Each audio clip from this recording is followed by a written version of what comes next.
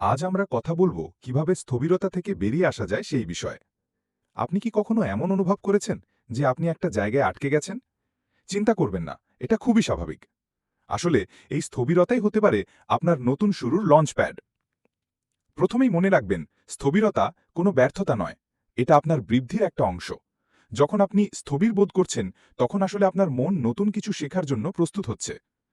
সমস্যার দিকে তাকানোর বদলে সুযোগের দিকে নজর দিন। আপনার দৃষ্টিভঙ্গি তৈরি করে আপনার বাস্তবতা।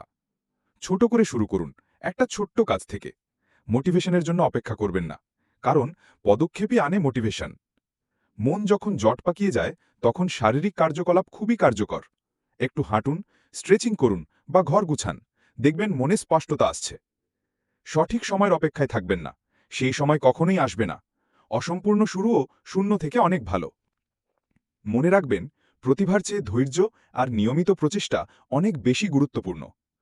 বড় লক্ষ্যকে ছোট ছোট অংশে ভাগ করুন। প্রতিটি ছোট সাফল্য আপনাকে আরও এগিয়ে যাওয়ার প্রেরণা দেবে। আপনার অনুভূতিগুলোকে স্বীকার করুন, তাদের সাথে লড়াই করবেন না। আজই আপনার নতুন শুরুর দিন। প্রতিটি ছোট পদক্ষেপ আপনাকে আপনার লক্ষ্যের দিকে এগিয়ে নিয়ে যাচ্ছে।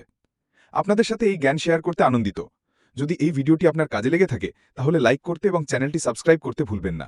পরবর্তী ভিডিওতে আবার দেখা হবে। ধন্যবাদ।